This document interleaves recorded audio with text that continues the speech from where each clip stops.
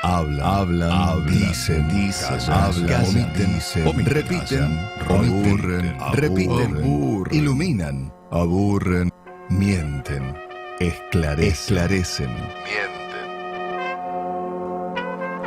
Voces, las voces de la semana. Las voces de la semana.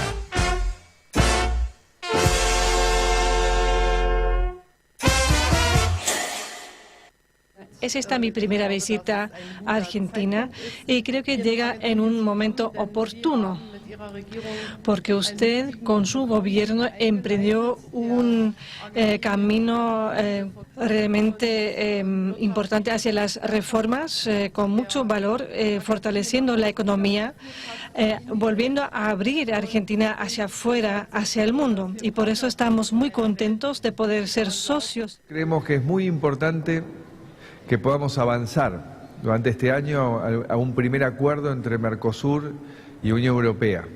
Eso va a generar una enorme posibilidad de desarrollo entre ambas regiones, donde, como les decía en nuestras reuniones, el socio natural para América Latina es Europa. Bueno, ahí escuchábamos a Mauricio Macri y a Angela Merkel en esta visita que tenía que ver básicamente con el traspaso de mando de un país a otro de la presidencia del G20, que pasa de Alemania a la Argentina, pero quería aprovechar Mauricio Macri para tener algún gesto de apoyo por parte de una de las naciones líderes de Europa. Claro. Varias definiciones que quedan en el camino porque, digo, más allá de eso y de esta apertura que felicita Merkel a la Argentina y esta apertura al mundo. Digo, bien, pibe, lo palmea. No, quedan varias definiciones. Una, algo que venimos diciendo hace rato.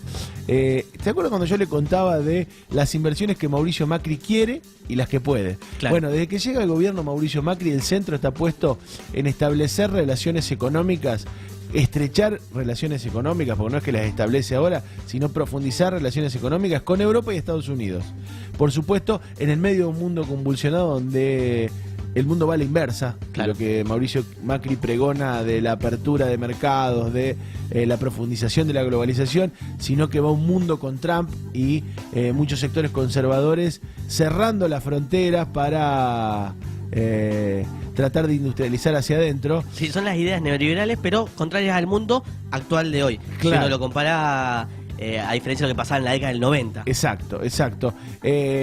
Digo, ante esa realidad, Macri no recibió demasiado ni de Europa ni de Estados Unidos, más que palmaditas en la espalda. Digo, no consiguió cuando hizo la mini Davos, no consiguió ninguna inversión, no consiguió cuando fue a Estados Unidos. Ni cuando fue a China. Ni siquiera cuando fue a China, digo, pero ahí está. Las únicas inversiones viables que han aparecido tienen que ver con la relación con China y con Rusia, que es una relación que mantenía más el kirchnerismo y que evidentemente impulsa una cosa de libre comercio. Digo, no quedó ahí en el audio, pero no es un detalle lo que dice Merkel en torno a este punto, porque cuando Macri plantea centralmente que el bloque del Mercosur tiene que negociar, que es lo que viene persiguiendo Mauricio Macri, un tratado de libre comercio con Europa. Merkel a eso dijo, bueno, lo vamos a tratar en el G20 en Hamburgo, eso seguramente se va a discutir, aunque va a ser duro de negociar y habrá puntos donde no obtendremos todos los que desearíamos. En realidad lo que dice Merkel también es que Alemania, dice, no es un socio sencillo, siempre se defendieron fuertes sus intereses, hay una fuerte agricultura que en parte mira con mucho escepticismo estos acuerdos. Digo, esto es parte de esta política contraria al liberalismo total de las relaciones comerciales, donde en un mundo en crisis, en un capitalismo en crisis, ¿qué dice Alemania? Pará, papi, yo primero voy a cuidar a mis agricultores. Primero voy a cuidar a mi industria. Después vemos que negociamos. ¿Qué libre comercio ni libre comercio? ¿No? Me parece que un poquito esto es lo que deja claro cómo es la relación y cómo mantiene esta idea de Mauricio Macri, que termina acercándose más a esta concepción de China. China, un país que sí le conviene el libre mercado porque tiene que ubicar en algún lado todo lo que produce. pero digo, cuando discute con Europa, cuando discute con Estados Unidos, parece ir a contramano de lo que está sucediendo en el mundo y por supuesto también parece obtener muy pocos resultados. Bueno, ayer, más allá de la palmadita en la espalda, es como lo de Trump, ¿no? Todo bien con vos, ¿te acordás cómo éramos amigos? Algo distinto pasó en lo que después siguió la gira de Merkel, que fue hacia México, y ahí sí, con Peña Nieto, realizó un fuerte compromiso con el libre comercio. Esta idea de que acá, bueno, vamos a ver cómo lo resolvemos, y cuando va al país de Centroamérica, estamos hablando de más del norte, de México, ahí sí ya cierra un fuerte compromiso que tiene que ver con el libre comercio. Bueno, que habrá que ver en qué condiciones, ¿no? Porque lo de México cierra siempre y cuando sea con los salarios de China. Claro. Digo, México es la China de Argentina. México es... De América Latina. Sí, de América Latina. Es la nación que ha pauperizado más a sus trabajadores y a partir de eso ha ganado competitividad. Y por suerte todavía en Argentina no lo pueden hacer, ¿no? Me parece que también debe tener que ver algo con eso. Bueno, el juez Martínez de Giorgi organizó y ordenó además distintos allanamientos en diferentes empresas relacionadas con Odebrecht, pero además no solamente con el caso del Lavallato, sino del soterramiento del Sarmiento, porque estamos hablando de una inversión de 45.000 millones de pesos. La empresa IEXA, que perteneció a Angelo Calcaterra, primo del presidente Macri, pero fue vendida al empresario Mindlin. La causa es una de las derivadas del escándalo del lavallato brasileño que se investigan en la Argentina.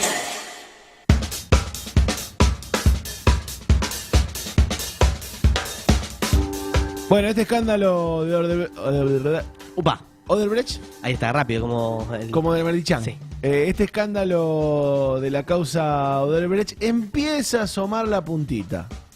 Empieza a asomar la punta del iceberg de un quilombo que me da la sensación... A ver. Me da la sensación que no hay mucho apuro de que se resuelva ni se conozca. No, porque acá de nadie. Están todos. En el mismo lodo, todos manoseados. Y me parece que no hay mucha preocupación. O en todo caso, le están buscando la vuelta a ver cómo muestran una carta sin que se vea la propia. Claro. ¿Se entiende? Digo, pues usted escucha a los funcionarios del actual gobierno de Cambiemos y dice, no, esto claramente es debido. Fue en la época del kirchnerismo. En la época del kirchnerismo, debido López, el tirabolsos, sí, y 2 o 3 funcionarios más. Ahora, cuando usted piensa indagar un poquito, dice, bueno, pero los socios, en este caso de Odebrecht, acá en el soterramiento del tren Sarmiento, que es la obra por la cual teóricamente se pagaron millonarios sobornos a funcionarios políticos. 35 millones de dólares. 35 millones de dólares. El socio era IEXA. IEXA no es ni más ni menos que la empresa de Angelo Calcaterra, el primo de Mauricio. IEXA a la vez, que es del primo de Mauricio y que ahora se la vendieron a Midling, el gran ganador, le diría el gran empresario ganador de la época de Cambiemos, que también, como Angelo Calcaterra, hicieron grandes negocios con la gestión anterior. Claro. Uno empieza a ver que los negocios tienen poco que ver con la bandera partidaria. Uno empieza a ver que esta misma empresa de la familia Macri, porque no deja de ser de la familia Macri, recordemos, IEXA es un desprendimiento de SOCMA, la empresa de Franco Macri, claro, en la que era socio Mauricio Macri, que cuando comienza su carrera política se desprende y queda en manos de Angelo Calcaterra, primo de los Macri. El sobrino de Franco.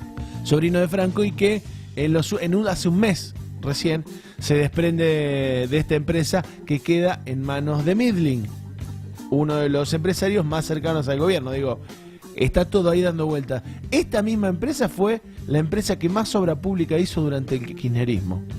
¿Se acuerda usted cuando Debido en octubre del 2015 mostraba, para tratar de defender a Lázaro Báez, claro, la lista de la obra pública en la Argentina de toda su gestión? Sí. Bueno, primero había una empresa china, que es la que está haciendo las represas de Santa Cruz, y en segundo lugar estaba IEXA de Angelo Calcaterra. Y destacaba justamente esta cuestión, esta distinción de lo partidario político dentro de lo que son los negocios. Exacto.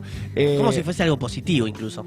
Claro, efectivamente. Pero digo, lo que me da la sensación es que en este momento de discusión legal, digo, recordemos lo de Odebrecht, para el que no lo tiene presente. Odebrecht Odebrecht es una empresa brasilera que tiene sedes en distintos lugares del mundo, incluso en Argentina, y que ha participado en gran parte de la obra pública de toda América Latina. En Estados Unidos caen presos por coima. Claro.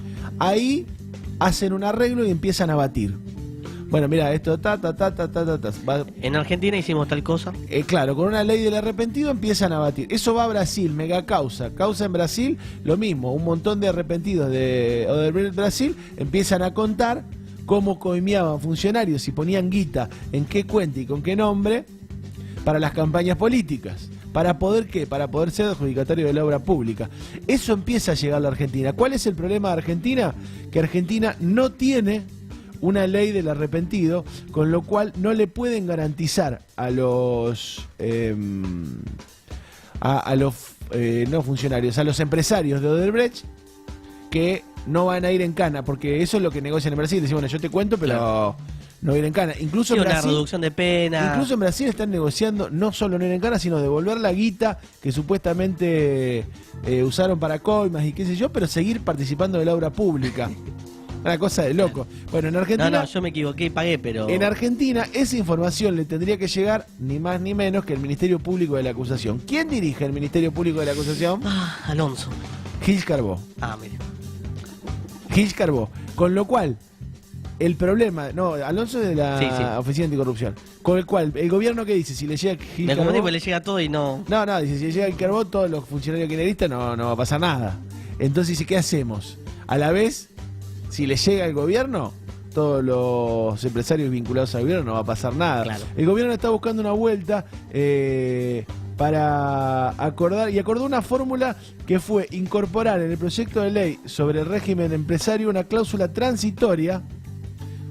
¿Se acuerda que vienen con lo del arrepentido? Vienen hace un año. Una cláusula transitoria que va a facilitar que las empresas arrepentidas cuyo delito de pago de soborno ya ocurrió y está bajo investigación de la justicia penal, puedan celebrar un acuerdo de colaboración directa con la Procuración del Tesoro, con lo cual así saltarían la justicia penal y sería un trámite más administrativo que le permitiría al gobierno recibir la información que hoy no está recibiendo, que no le están mandando de Brasil, poder conocer los nombres de quienes han hecho sobornos, con la idea, con el acuerdo de que también se mantenga la obra pública de Odebrecht. Que bueno, en ese lodo, todo manoseado, me parece que vamos a conocer poco y poquito de lo que tiene que ver con el trasfondo de esto, que es... Y llama la atención que ninguno de los dos sectores, tanto del empresario, que es el que quiere seguir participando, y el político, que es el que termina concediendo esas para la redundancia, concesiones, tampoco o también le permite mantenerse en el juego esto de la obra pública. Así es, me parece que vamos a saber poco y nada de lo que pasó ahí, de lo que seguirá pasando seguramente con la obra pública en la Argentina. Tenemos un 30% de pobreza a nivel de la población en general versus un 48% en niños. Es decir, que casi el 50% de los niños, poco menos del 50%, está en una situación de ingresos, viviendo en hogares con ingresos insuficientes para cubrir necesidades que se consideran básicas para la supervivencia. Lo que muestra el estudio, por ejemplo, es que las transferencias monetarias, y entre ellas la asignación universal por hijo, tienen un muy buen impacto para poder reducir la pobreza extrema. El factor monetario es un factor, digamos, relevante para tener en cuenta la situación de los niños. No es el único, pero son los últimos datos disponibles.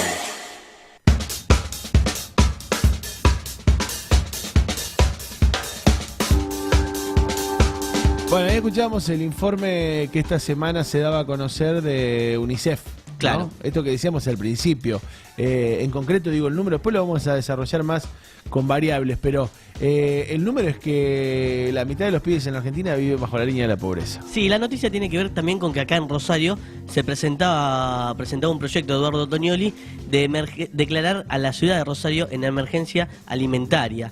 Esto tiene que ver con un proyecto presentado por él, por Fernando Rosúa, que es precandidato a concejal. Este proyecto de ordenanza que busca que durante 2 años se pueda garantizar requisitos básicos de alimentación tanto en niños y adolescentes hasta 14 años en situación de vulnerabilidad. Y nosotros lo marcábamos en este contexto que tiene que ver con este informe, este estudio que presentaba UNICEF y que se da también en el marco de lo que se va a dar a conocer que tiene que ver con la pobreza de la UCA. Claro, empalmó con el informe de la UCA sobre pobreza en general, no solo de niños. La UCA hace un balance a nivel general de la pobreza. Lo que hizo UNICEF empezó a desarrollar más detalladamente lo que tiene que ver con la pobreza infantil. Bueno, este proyecto decíamos que pide que sea de 2 años para garantizar los comedores y merenderos comunitarios, crear nuevos programas alimenticios y reforzar las partidas de leche enviadas a centros de salud. Esto también tiene que ver con que hace un tiempo Barrios de Pie había presentado datos oficiales de la Subsecretaría de Lechería del Ministerio de Agroindustria de la Nación con respecto a la caída de leche, al consumo de la caída de leche en el 2016, que había sido del 9% respecto al 2015 y es la más fuerte del 2002. Este bajo consumo se daba sobre todo en los comedores. Yo digo, no me parece un detalle menor ninguno de los dos datos, pensando también en una idea instalada sobre la marcha de la economía. Digo, claro. Lo que estamos discutiendo, y no es capital solo de este gobierno, sino que con este gobierno se ha profundizado, pero tiene que ver con una tendencia que no se ha revertido, es que el núcleo de la pobreza estructural en la Argentina no varió. Y no solo eso, sino que mucho de eso ha pasado a concentrarse en los niños, en los más desprotegidos. Digo, pero lo concreto es que de aquellas promesas de pobreza cero, lo que han quedado son solo promesas, y hay datos irrefutables, tanto oficiales como de la Iglesia, digo porque UNICEF saca los datos del INDEC, claro, no de otro lado, de que se ha recrudecido. Digo, no hay que perder de vista los datos concretos. Es escalofriante pensar que 1.300.000 pibes... Uno cada dos. 1 millón, sí, uno cada dos es en los que no pasan la canasta de la pobreza, pero en eso puede haber pibes que lo que no resuelven en la canasta, digo, tiene que ver con educación. Claro. Lo que le digo es que 1 millón, que en realidad es 1 de cada 10 pibes de la Argentina, no llegan a morfar. Claro. No llegan a, directamente Están pasan en la hambre. indigencia. Digo, no llegan a cubrir la canasta básica de alimentos. Bueno, de eso estamos hablando. No estamos hablando ni de más pobre, menos pobre. Estamos hablando de hambre. Me parece no un tema menor cuando uno escucha hablar de la exportación, de somos el supermercado del mundo, de vamos a duplicar la exportación de alimentos al mundo. Digo, hay algo que hay que preguntarse. ¿Qué está fallando en este modelo económico? No en este, porque es un modelo que viene con diferencias, también viene con muchas similitudes. Digo, el mismo modelo de agroexportación. ¿Qué es lo que está fallando? Evidentemente también, por ejemplo, algunas medidas como la asignación universal por hijo habían impactado de manera positiva, claro, pero no han logrado resolver ese núcleo duro estructural de la pobreza en la Argentina. Y ante los vaivenes de la economía, la explosión de la inflación, digo, que no se actualiza, por ejemplo, eso, lo que va pasando es que eso queda atrás de nuevo y vuelve a emerger. Bueno, un modelo que produce mucha divisa y produce mucha pobreza. Nosotros incluso lo decíamos la semana pasada cuando hablábamos de la juventud. ¿Te acordás que hacíamos referencia a la falta de trabajo de los jóvenes de 20 a 29 años? Bueno, esto también es muy grave y es toda la etapa inicial, es decir, de la etapa inicial hay mucha pobreza, en la etapa que le sigue, que ya cuando es de 20, los jóvenes a 29, no consiguen laburo, es cuando uno empieza a discutir el futuro. Así es.